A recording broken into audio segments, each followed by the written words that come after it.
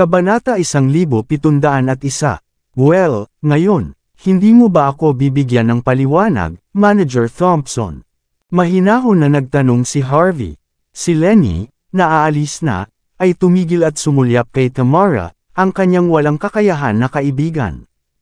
Pagkatapos ay huminga siya ng malalim at sinabi ng malamig, "Ano ang ibig mong sabihin, Harvey?" Inamin na niya na inilagay niya ang brilyante sa aking bulsa sa isang pagtatangka na e-frame ako. Dapat mong ipaliwanag iyon sa akin, hindi ba? Nagpatuloy si Harvey.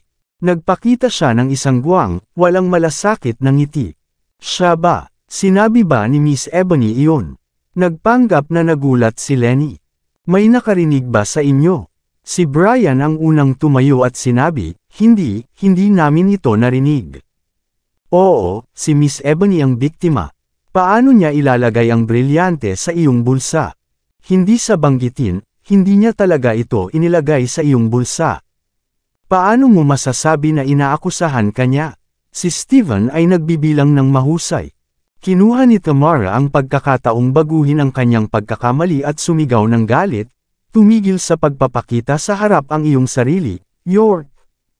Ito ay isang pagdulas lamang ng dila. Ang dahilan na maaari kang pumasok sa Paramount ay dahil sa akin. Kung sa palagay mo ay nagbibiro ako, pagkatapos ay makakakuha ako ng isang tao na sipain ka agad. Sinisi ni Lenny, tama iyon, Miss Ebony. Ikaw ang nag-imbite sa kanya. Kung hindi mo na siya gusto dito, maaari mo lang siyang sipain. Mabilis na sumang-ayon si Tamara. Oo, tama iyon. Ayaw ko na siya rito.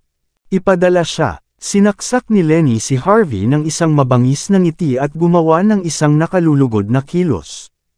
Mangyaring, Mr. York, lumabas tayo sa labas at magkaroon ng isang mahusay na chat. Hindi kumibo si Harvey. Sa halip, tiningnan niya si Lenny na may interes at sinabi, "Naiintindihan ko ba na hindi lamang si Manager Thompson ang ayaw magpaliwanag ng anuman sa akin, ngunit pinapalabas mo rin ako." Gayon din ito ang tinatawag na patakaran ng Paramount, sinabi na nasa itaas ng batas. Malamig na nasnak si Lenny, tama. Ito ang aming panuntunan. Ito ang Paramount. Dapat mong sundin ang mga patakaran, tinatanggap mo man o hindi. Ngayon, susundin mo ba ako ng masunurin? O hihintayin mo bang pilitin ka ng aking mga kalalakihan? Patuloy nang umiti si Harvey. Kung gayon, dahil hindi ako bibigyan ng paliwanag ni Manager Thompson, pagkatapos ay hihilingin ko ang isa sa aking sarili. Sampal. Kaya sinasabi, pagkatapos ay humakbang si Harvey at pinabagsak sa lupa si Tamara na may matigas na sampal. Masaya na ilagay ang bagay sa aking bulsa at e-frame ako, di ba? Sampal. Masaya na itulak ang iyong swerte, hindi ba? Sampal. Hindi ko pa nakita kung ano ang hitsura ng brilyante, at iginiit mo na ninakaw ko ang bagay na iyon. Masaya talaga iyon, hindi ba? Sampal, hindi mo ba ako ma-e-frame, at ayaw mong ipaliwanag sa akin? Buti na lang. Pagkatapos nito, nagpumilit ka at nais mong pilitin ako. Plano mo ang paggamit ng malilim na paraan upang makitungo sa akin. Nakakahiya ka, Sampal. Sino ka sa palagay mo? Wala na bang hustisya sa iyo? At ganun din, ang mga patakaran ng Paramount.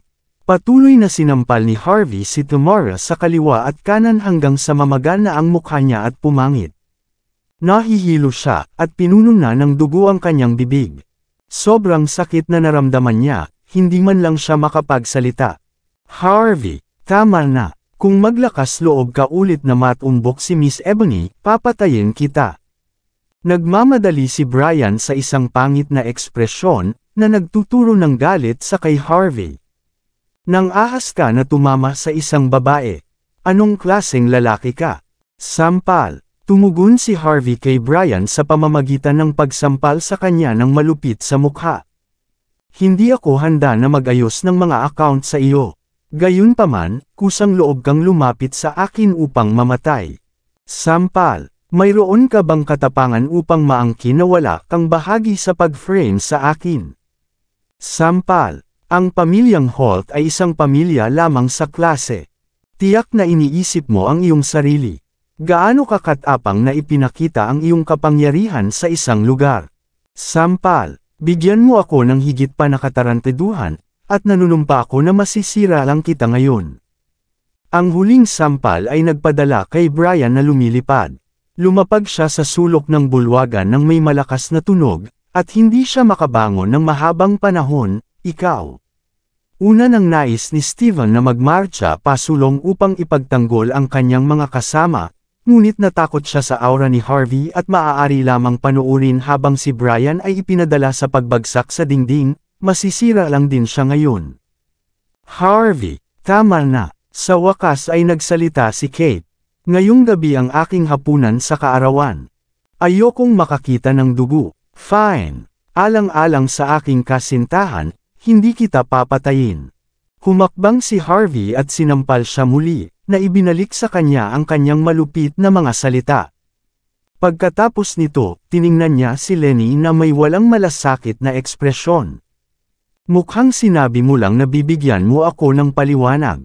Paano mo ipapaliwanag ngayon? Hindi kita bibigyan ng mahirap. Sundin lamang ang mga patakaran ng Paramount, dahil napakabait mong binanggit sa akin ng paulit-ulit.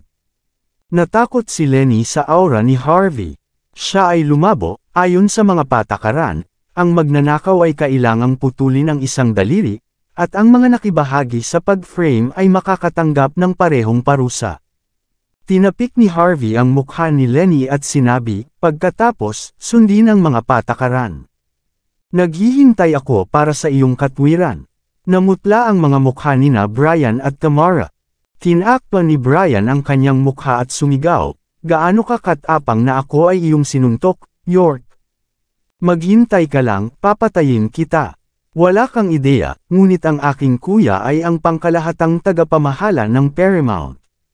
Nang ahas ka na matumbok ako kahit na nasa teritoryo ka namin.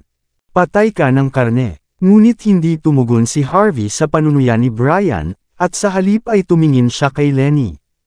Nakakagulat ng kutis ni Lenny, kung ito ay daliri ni Harvey, hindi siya mag-atubiling masira ito. Gayunpaman, wala siyang lakas ng loob na gawin ang parehong kay Brian. Ang sinumpaang kapatid ni Brian ay ang CEO ng Paramount, si Denzel Washington. Ang isyong ito ay pinakamahalaga. At gayunpaman, hindi pa rin namin makumpirma kung talagang nag-frame sila sa iyo o kung hindi man. Kinakailangan ng isang lubusan at mabagal na pagsisiyasat.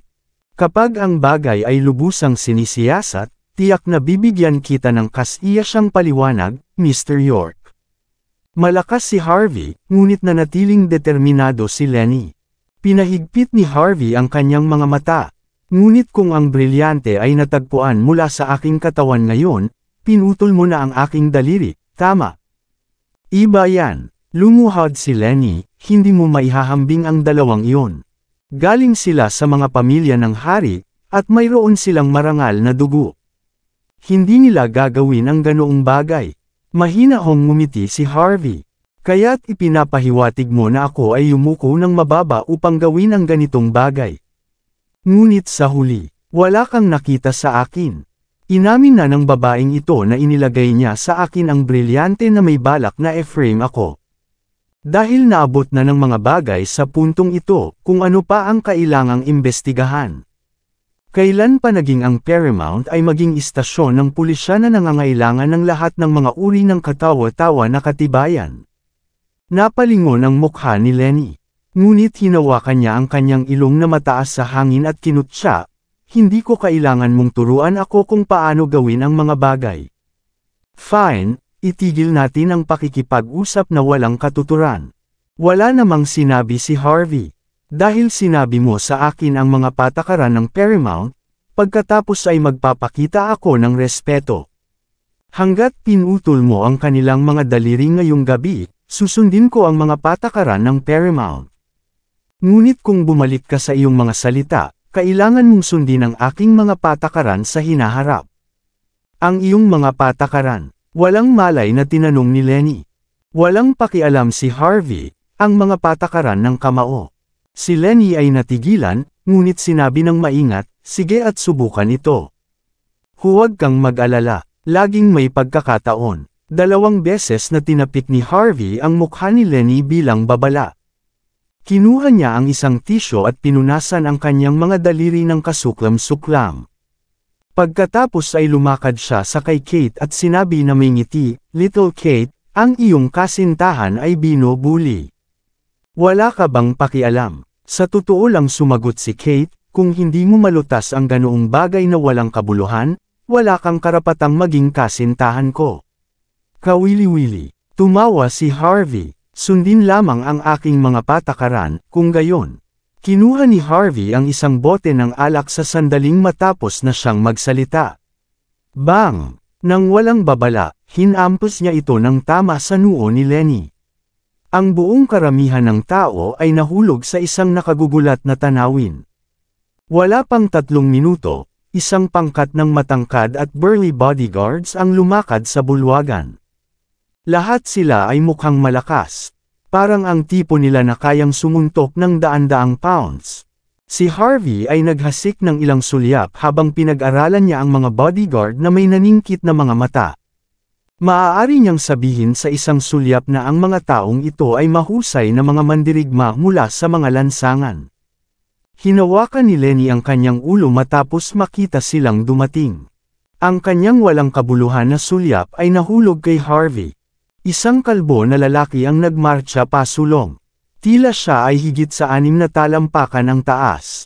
Wala siyang kilay, ngunit ang kanyang balat ay labis na mapotla, at dinala niya sa kanya ang isang kakaibang kabangisan. Humakbang siya at nagtapon ng isang casual na sulyap kay Harvey. Pagkatapos ay kinuha niya ang isang bote ng pulang alak at nagsimulang uminom. Matapos ibaba ang higit sa kalahati ng bote, pinaliit niya ang kanyang mga mata kay Harvey at nanligaw. "Boy, narinig ko na ng ahas ka na matumbok ang ulo ng aming manager Thompson sa Paramount. Ito ang aming teritoryo, alam mo ba? Mayroon kang mga bayag." Hindi sinabi ni Harvey, "Salamat sa papuri." Ang kalbo na lalaki ay pinaliit ang kanyang mga mata sa nagbabantang pagpunit. "Boy, magaling ka, ngunit alam mo ba kung sino ako?" Si Harvey ay nanatiling walang malasakit. "Bakit hindi mo sinabi sa akin kung sino ka?" Ngumiti ang kalbo na lalaki. "Big Fly ang pangalan ko. Hindi mo ako kilala, ngunit mayroon ka pa ring mga bayag upang lumikha ng problema sa aking teritoryo." Big Fly. Sa likuran, may mga napasinghap. Ang numero 1 thug sa ilalim ni Denzel Washington, ang malaking boss ng mga kalye ng Mordo si Big Fly. Tila, ang mga elite na mga nasa itaas na klase ng Mordo ay alam ng lahat kung sino si Big Fly. Mayroong lahat ng mga uri ng mga tao sa Mordo.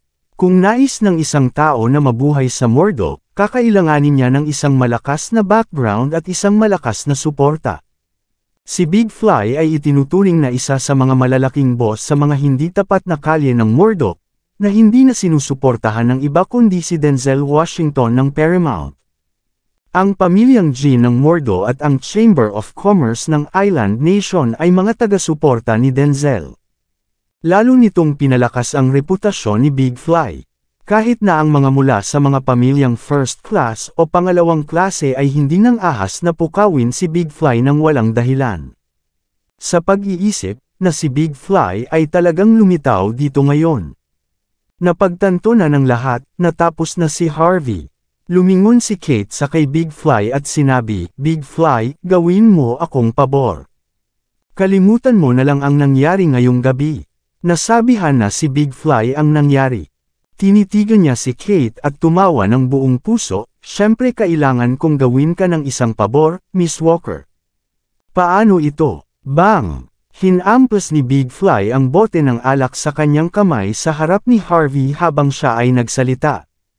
Pagkatapos ay hinampas niya ang 12-dosenang higit pang mga bote sa mesa sa lupa. Sa isang iglap, ang sirang mga bubog ng baso na nagkalat sa lupa, ang kanilang mga pulang kulay na nilalaman ay nagkalat kahit saan. Lahat ay nagulat at natakot. Binaril niya si Harvey ng isang mapagmataas na hitsura. York. Lumuhad kay Manager Thompson at gumapang sa harap niya ng 3 beses. Gawin ito para sa kapakanan ni Miss Walker. Pagkatapos ay isa sa alang-alang ko ang bagay na ito. Ipinangako ko na walang manggugulo sa iyo muli sa hinaharap dahil sa pangyayaring ito. Mahinahong sinabi ni Harvey, paano kung tumanggi ako? Tumanggi. Pagkatapos tutulungan kita. Iniwas ni Big Fly ang kanyang kamay habang nagsasalita siya. Mga lalaki, gawin siyang lumuhod. Tandaan, nais kong makita siyang gumagapang. Opo, Ginoo. Nagmadali ang kanyang mga tauhan patungo sa kay Harvey na may matinding ngiti. Bigla, lumabo ang mga ilaw sa paligid nila. Lahat sila ay nagsimulang umiling.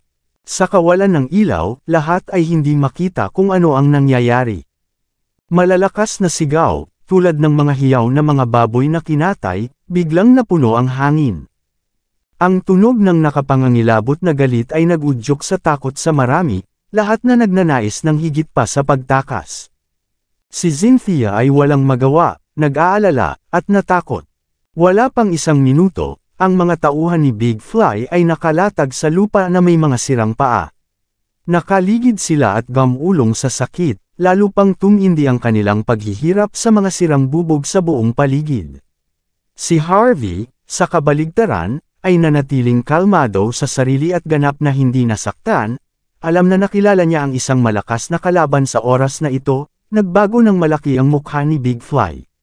Sumigaw siya, pumunta, kayong lahat. Wasakin siya. Maraming salamat sa lahat ng sumusubaybay. Please subscribe and follow my YouTube and Facebook channel, Filipino Novel. Maraming salamat po. Isang lalaki sa isang puting suit, naghahanap ng hindi maihahambing na mapang-akit, ang lumitaw mula sa karamihan ng tao at lumapit kay Harvey sa isang iglap. Siya ay isang tunay na Panginoon. Siya ang bodyguard ni Big Fly, at tumulong sa kay Big Fly na lumaban sa maraming madugong laban sa Mordo. Kinuha niya ang isang punyal ng militar at inikat ito ng diretsyo sa lalamunan ni Harvey. Ang isang pagsabog ng mga nakakagulat na pagsigaw ay nagmula sa nanunood na karamihan. Walang inaasahan na ang mga bagay ay bubuo hanggang sa puntong ito. Maaaring mamatay si Harvey dito ngayong gabi. Si Cynthia ay natakot sa takot.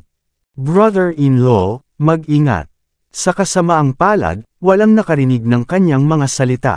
Masyadong mahina. Tulad ng malapit nang umabot ang punyal ng militar kay Harvey, ang hindi gumagalaw na si Harvey. Inunat niya ang dalawang daliri at nahuli ito ng madali. Klang! Isang malulutong na tunog. Ang nagpapataw na puting angkop ng figure ng lalaki ay nahulog sa isang biglaang pagtigil. Ang pagpatay na hangarin sa kanyang mukha ay tila nanigas. Paano ito magiging? Ang kanyang military na galaw ay nahuli ng madali ni Harvey. Malakas ang pagkakahawak ni Harvey, na hindi niya kayang isulong kahit isang hakbang.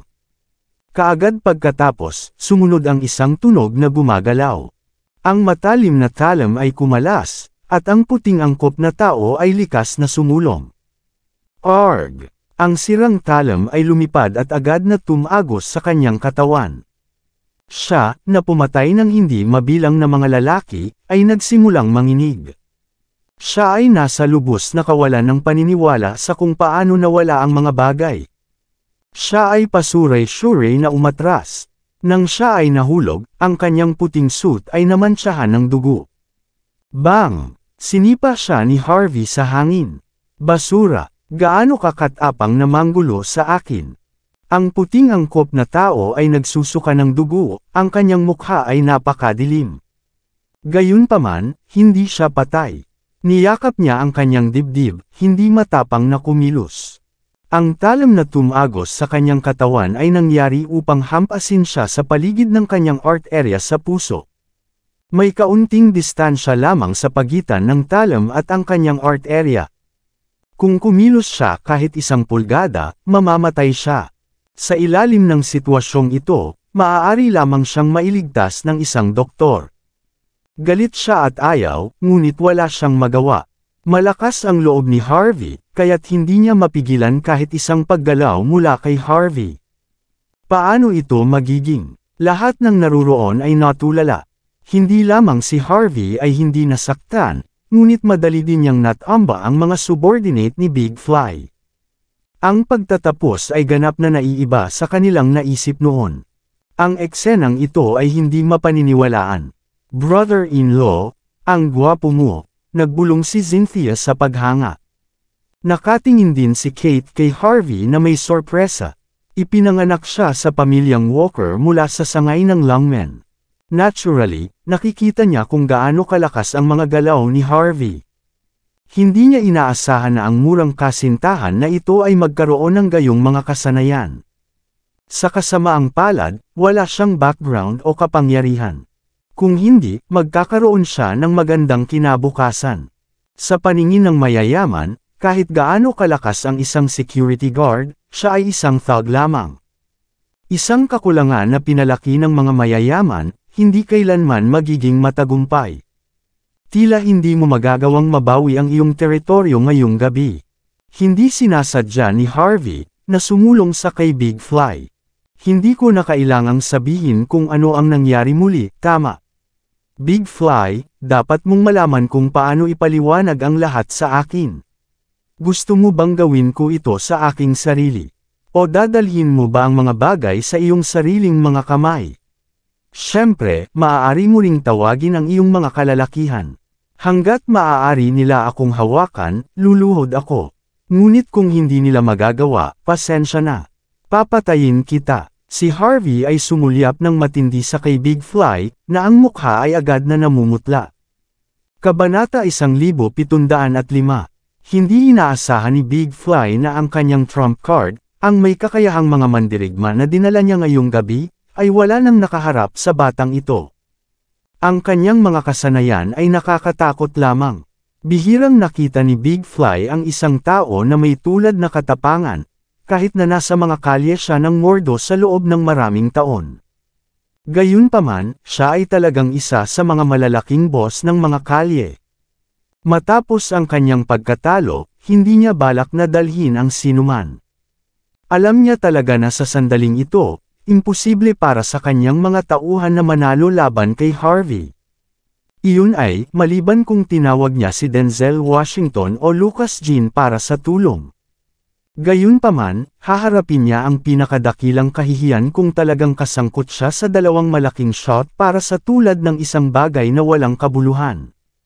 Sa pag-iisip nito, pinigilan ni Big Fly ang kanyang galit at sinabi sa pinakamatindi na tono na maaari niyang pamahalaan, "Makikita ko ang isang bulag na mata sa bagay na ito ngayong gabi. Ngunit panigurado, magkikita tayo muli." Wala gaanong pakialam si Harvey. Humingi ng tawad, at bigyan ako ng kasiya siyang katwiran. Pasensya na, walang ingat ako ngayong gabi. Kaya't sinasabi, nagpatuloy si Big Fly upang putulin ang mga hinlalaki nina Lenny, Brian, at Tamara. 3 naputol na daliri ang inilagay sa harap ni Harvey. Nagbigay si Big Fly ng isang magalang na bow at sinabi ng magalang, "Sapat na ba ito?" Ngumiti si Harvey, "Kung hindi ka nasisiyahan sa akin, maaari kang lumapit sa akin anumang oras. Naniniwala ako na hindi mahirap para sa iyo na suriin ako sa iyong paraan. Ngunit kung darating ka, dapat kang maging handa upang talunin ako. Hindi ako magpapakita ng anumang awa sa susunod." Sinipa ni Harvey si Lenny sa lupa matapos niyang magsalita. Pagkatapos ay kumaway siya sa kay Kate, at hinayla si Cynthia, at umalis. Sinabi sa kanya ng mga kaganapan sa gabi na hindi ligtas para kay Cynthia na magpatuloy sa pamumuhay sa labas. Hanggat nasa Mordo siya, kailangan niyang manirahan kasama si Cynthia sa kanyang villa sa Fragrant Hill.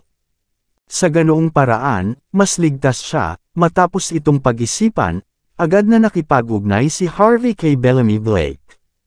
Ang lugar ng Gangnam ay ang kanyang teritoryo.